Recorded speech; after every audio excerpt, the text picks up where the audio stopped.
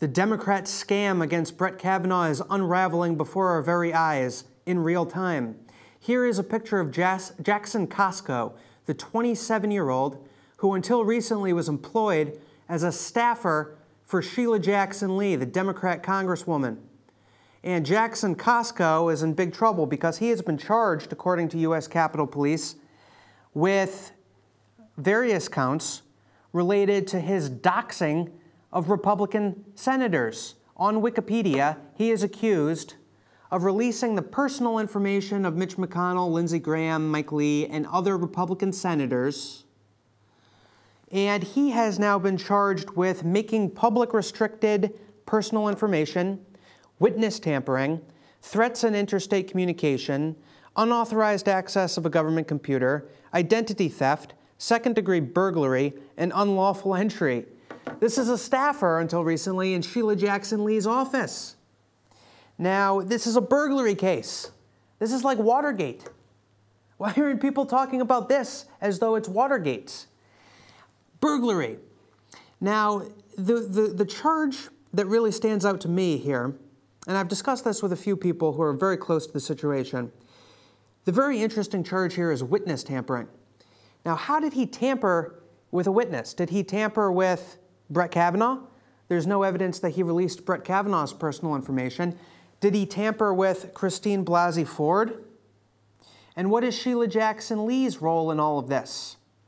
Well, it so turns out that Sheila Jackson Lee was caught on tape handing off a white envelope to Christine Blasey Ford's lawyer at the hearing. And we have a photo of Sheila Jackson Lee handing off, and there she is. She's handing a white envelope to Michael Bromwich. You can watch the entire video on our sites.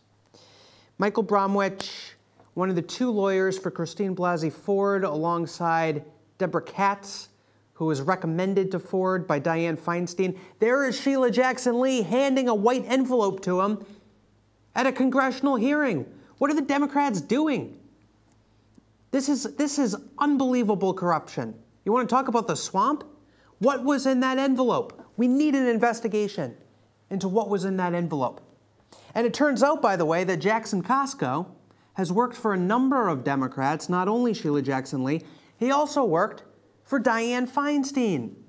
Dianne Feinstein is now under investigation, according to Tom Cotton. Why? Because Dianne Feinstein is the prime suspect in the leaking of Christine Blasey Ford's letter to her, to Feinstein. You know, Christine Blasey Ford, I didn't want the spotlight. I didn't want this to come out. I didn't want anyone to know, but the letter got leaked. Well, who leaked it? Dianne Feinstein is being investigated for leaking it.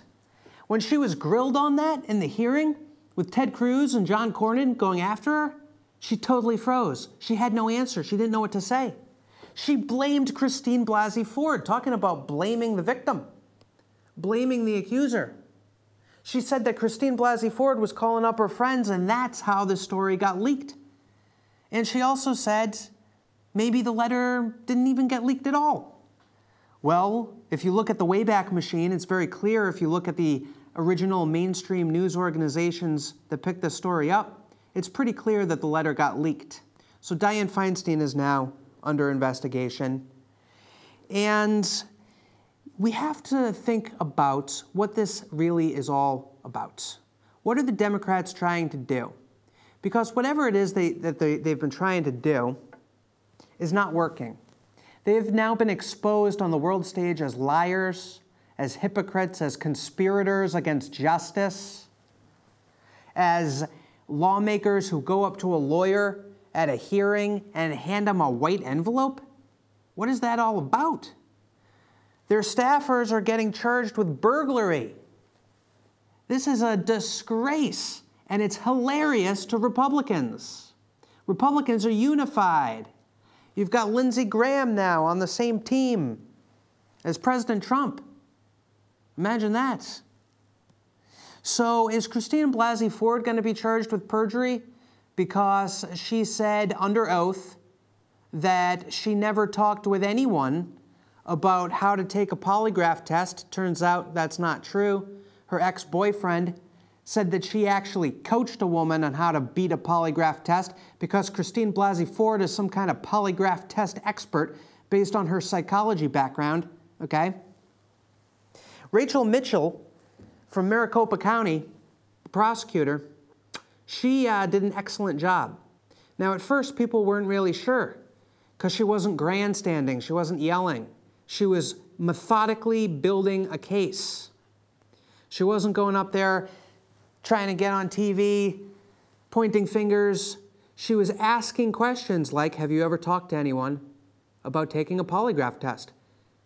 Blasey Ford was totally caught off guard, and she lied, according to her ex-boyfriend.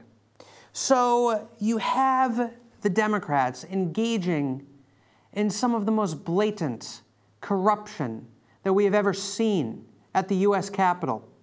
You have George Soros-funded activist going up and ambushing Jeff Flake on the elevator. And then Jeff Flake goes, oh, I can't do it. We need a week-long investigation. Well, the investigation's over now. Brett Kavanaugh didn't do anything wrong. There's no evidence whatsoever that Brett Kavanaugh is a sexual abuser. None. Zero.